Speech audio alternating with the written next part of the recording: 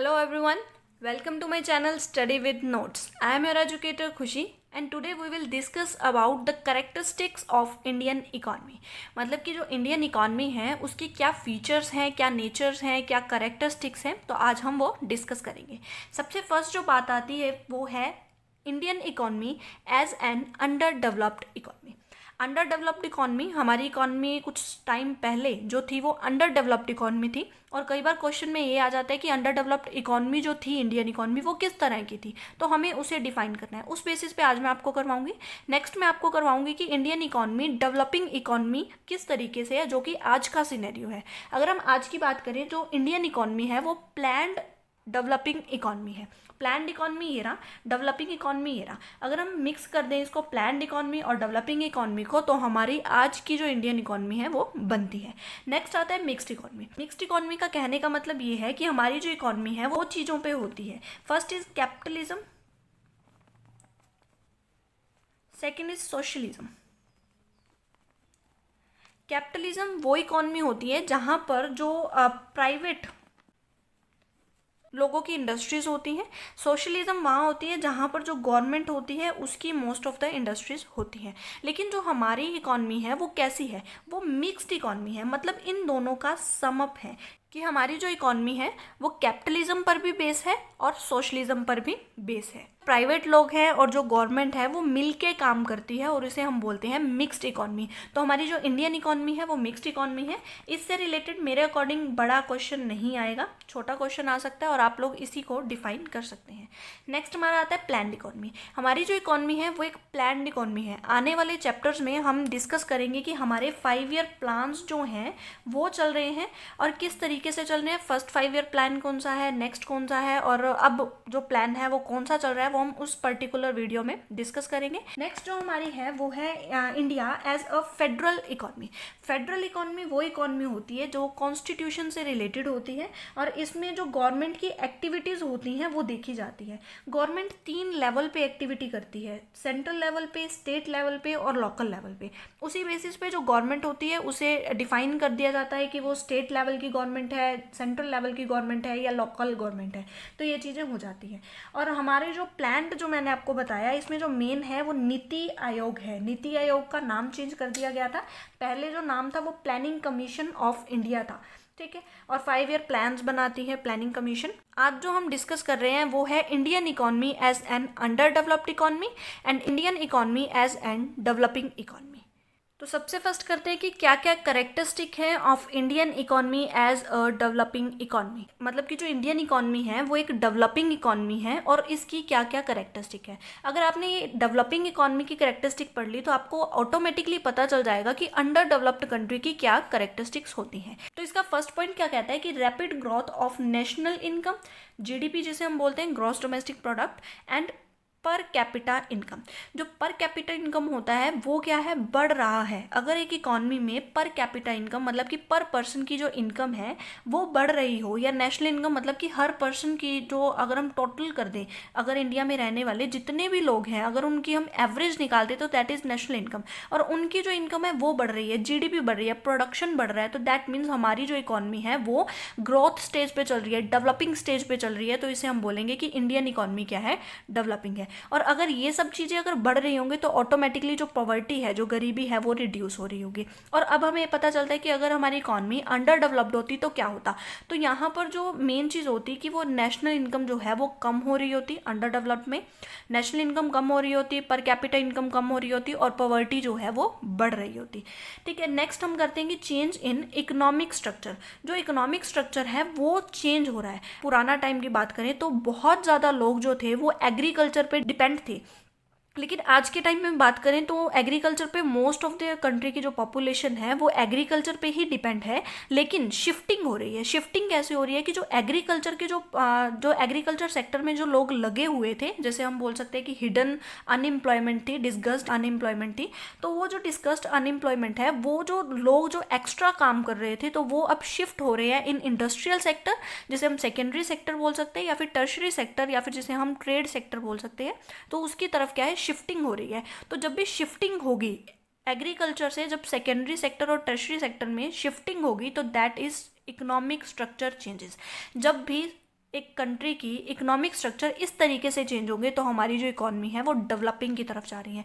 क्योंकि जो भी काम सेकेंडरी सेक्टर में किया जाता है, मतलब इंडस्ट्रियल वर्क जो भी होते हैं, जब इंडस्ट्रियल प्रोग्रेस हो रही है, जो इंडस्ट्रीज हैं वो सेटअप हो रही हैं, वहाँ पे लोगों की ज़रूरत हो रही है, प्रोडक्शन ज़्यादा कर रही है, प्रोडक्शन करने से जीडीपी बढ़ेगा और जीडीपी बढ़ने से हमारी जो कंट्री है वो डेवलप्ड की तरफ जाएगी। और यहाँ पर टर्शरी सेक्टर मतलब कि ट्रेड बढ़ेगा, हमारी कंट्री की जो इंफ्रास्ट्रक्चर है वो अच्छा होगा, हमारा जो कम्युनिकेशन है, हेल्थ है, एजुकेशन है, वो सब चीज़ें जो है वो अच्छी होंगी तो हमारी कंट्री ऑटोमेटिकली डेवलपिंग की तरफ जा रही है। और अगर हम बात करें अंडर डेवलप्ड की, तो अगर शिफ्टिंग गलत हो रही है, शिफ्टिंग अपोजिट हो रही है, अगर सेकेंडरी और टर्शरी से अगर शिफ्ट हो रही है प्राइमरी की तरफ, एग्रीकल्चर सेक्टर की तरफ, तो हम क्या है, अंडर डेवलप्ड की तरफ जा रहे हैं।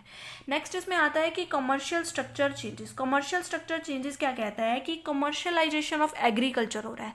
कमर्शियलाइजेशन ऑफ एग्रीकल्चर की बात करें तो अगर हम ब्रिटिश से पहले की बात करें तो एग्रीकल्चर का कमर्शियलाइजेशन नहीं था। एग्रीकल्चर सिर्फ सब्सिस्टेंस के लिए थी। सब्सिस्टेंस मतलब कि लोगों के सिर्फ खाने पीने के लिए थी। वो कभी भी उनके साथ ट्रेड नहीं करते थे। ट्रेड करते थे सिर्फ एक कंडीशन पे कि उनके खाना पीना पूरा हो जाए, उसके बाद वो ट्रेड करेंगे। लेकिन यहाँ पर क्या किया गया कि पहले बेचो, उसके बाद जो बचा उसको खाओ, दैट इज कमर्शियलाइजेशन। ठीक है, तो उन्होंने क्या किया, एग्रीकल्चर का कमर्शियलाइजेशन कर दिया और उसकी क्या है, डेवलपमेंट करने लगे। नेक्स्ट आता है improvement in economic and social infrastructure. मतलब कि इन्होंने क्या है, कनेक्टिविटी को बढ़ाया। कनेक्टिविटी मतलब कि एक जो जगह है उसको दूसरी जगह से जोड़ दिया। हमने क्या बनाए, रोडवेज बनाए। नेक्स्ट आता है रेलवेज बनाए। रेलवेज की जो शुरुआत थी वो ब्रिटिशर्स ने की थी। ब्रिटिशर्स ने ही पहली जो रेल है वो चलाई थी और सी पोर्ट्स चलाए ताकि वो अपना ट्रेड कर सके, अपनी जो भी एक जगह से दूसरी जगह तक वो अपना जो रॉ मटेरियल था इंडिया से ब्रिटेन भेज सकें और ब्रिटेन से अपना जो फिनिश्ड प्रोडक्ट था वो इंडिया में लेके आए। इसीलिए उन्होंने रेलवे और सी पोर्ट का बहुत ज़्यादा प्रॉफिट जनरेट किया था इन दोनों चीज़ों से। नेक्स्ट इन्होंने बिल्डिंग का, अगर हम बात करें कि हमारी जो इकॉनमी है अगर वो डेवलप्ड होना चाहती है तो इन्हें उसे इंफ्रास्ट्रक्चर फैसिलिटीज़ को इम्प्रूव करना चाहिए। इंफ्रास्ट्रक्चर लगाने चाहिए, बड़े बिल्डिंग्स लगानी चाहिए, इलेक्ट्रिसिटी पावर जनरेशन जिसे हम बोलते हैं तो उसको अच्छे से अच्छे उन्हें जनरेट करना चाहिए। इलेक्ट्रिसिटी कम से कम पैसे में और अच्छी से अच्छी जो क्वालिटी की है वो जनरेट होनी चाहिए। नेक्स्ट उसमें आता है इरिगेशन फैसिलिटी होनी चाहिए। इरिगेशन फैसिलिटी होगी तो प्रोडक्टिविटी है वो बढ़ेगी। फर्टिलाइजर्स अच्छे होने चाहिए। नेक्स्ट आता है टेलीकम्युनिकेशन, मतलब कि एक कंट्री की दूसरी कंट्री के साथ जो उन्होंने at the time of British rules, तो उन्होंने क्या किया था, टेलीकम्युनिकेशन को भी बढ़ावा दिया था ताकि वो अपने यहाँ से रह के, इंडिया में रह के ब्रिटेन के जो भी इंडस्ट्रियल सेक्टर के जो भी लोग थे उनसे बात कर सकें।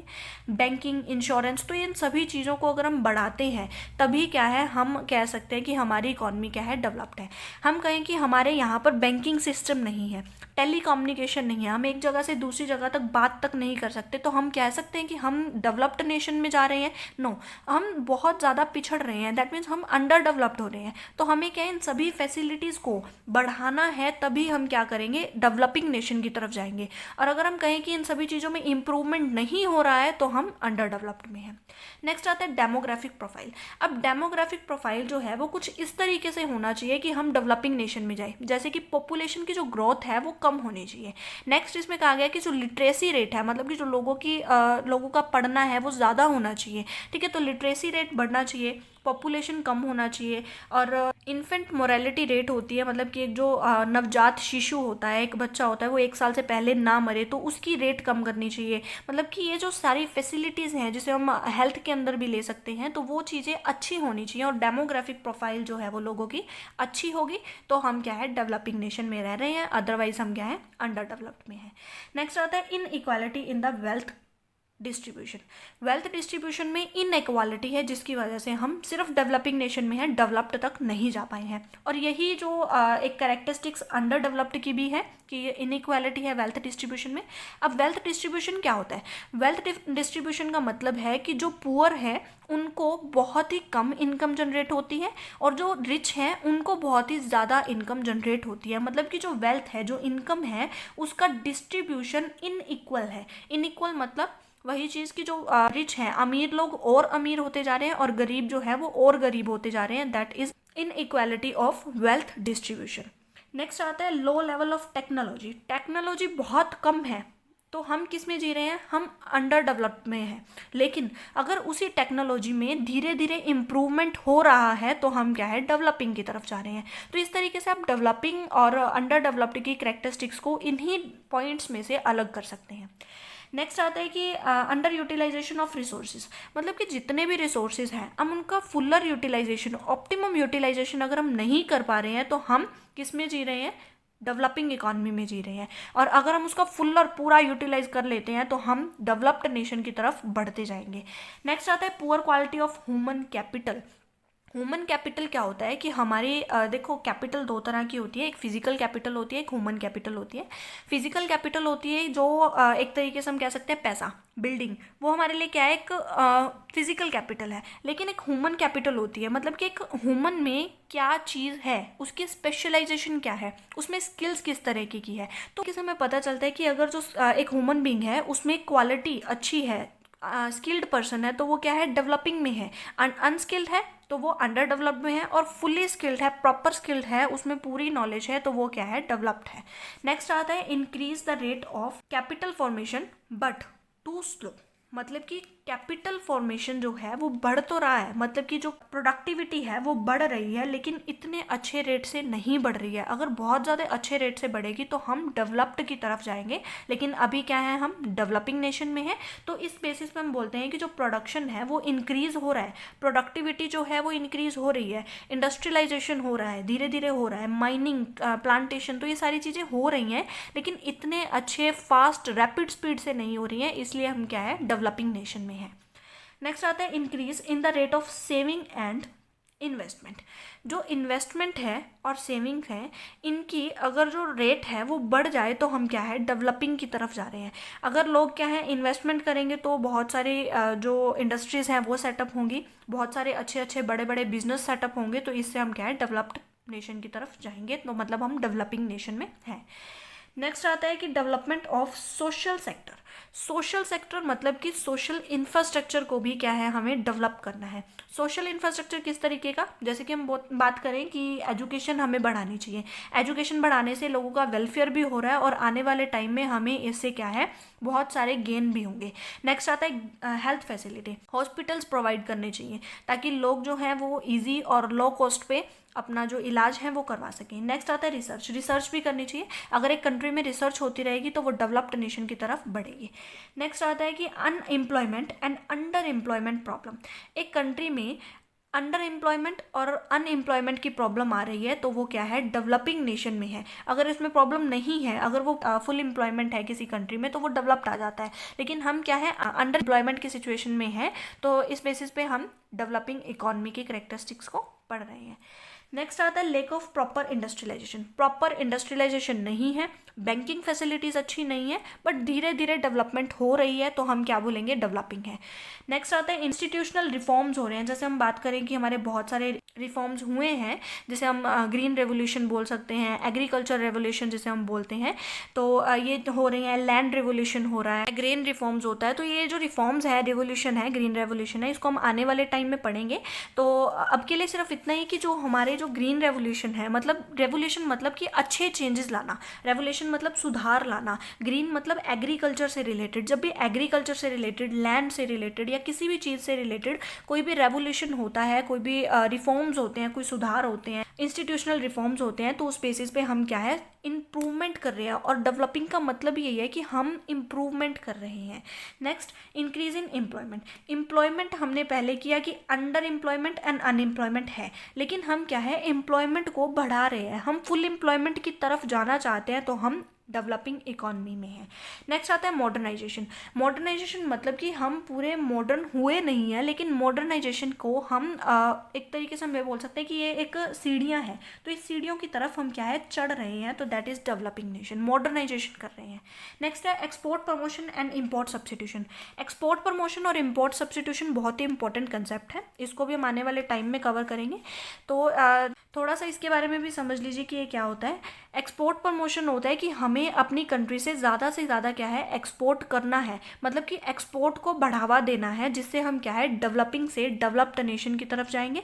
और नेक्स्ट हमें क्या है, इम्पोर्ट सब्स्टिट्यूशन करना है। इम्पोर्ट सब्स्टिट्यूशन होता है कि अगर एक कंट्री में कोई प्रोडक्ट बन रहा है और हमारी कंट्री के पास भी कैपेसिटी है, ये इंडिया है और ये कोई भी आप फॉरेन कंट्री लगा लो, फॉर एग्जांपल चाइना, तो चाइना से हम कोई भी चीज़ जो है वो इंडिया में इंपोर्ट करवा रहे हैं और हमारी कंट्री के पास कैपेसिटी है कि हम इतना अच्छा प्रोडक्ट, इतनी ही अच्छी क्वालिटी का प्रोडक्ट प्रोड्यूस कर सकते हैं, तो हम क्या करें, इस प्रोडक्ट को ना बनाएं और उसी क्वालिटी का प्रोडक्ट या उससे मिलता जुलता प्रोडक्ट क्या है, बना लें। तो उसे हम बोलते हैं इम्पोर्ट सब्स्टिट्यूशन। मतलब कि इम्पोर्ट को कम करना है और उससे मिलती जुलती चीज़ या फिर वही चीज़ क्या है, इंडिया में प्रोड्यूस करो, दैट इज़ इम्पोर्ट सब्स्टिट्यूशन। और एक्सपोर्ट को हमें क्या है, बढ़ावा देना है। तो इस बेसिस पे आप लोग डिफ्रेंशिएट कर सकते हो कुछ पॉइंट्स को, जिससे आपको पता चलेगा कि इंडियन इकॉनमी की जो करेक्टरिस्टिक्स हैं as an underdeveloped economy and as a developing economy. तो इस तरीके से आप इन पॉइंट्स में से ही आप पॉइंट्स को चेंज कर सकते हैं। जैसे यहाँ पर आया रैपिड ग्रोथ हो रही है, तो ये तो डेवलपिंग का हो गया, लेकिन ग्रोथ नहीं हो रही। नेशनल इनकम है वो बहुत ही लो है, लो नेशनल इनकम, लो जीडीपी, लो पर कैपिटल इनकम, और पॉवर्टी इंक्रीज कर दो और चेंजेस इसमें उल्टे दिखा दो। तो इस तरीके से आप पॉइंट्स को चेंज करके अंडर डेवलप्ड की बना सकते हैं। अगर आप चाहते हैं कि मैं दूसरे जो पॉइंट्स हैं उनको अलग से डिस्क्राइब करें तो आप मुझे कमेंट बॉक्स में ज़रूर बताएं। I will try to do it and thank you so much for listening me very carefully. अगर आपको मेरी वीडियो पसंद आई है तो लाइक करें, चैनल को शेयर करें, सब्सक्राइब करें एंड वीडियो पे कमेंट करें। Thank you so much for listening me very carefully.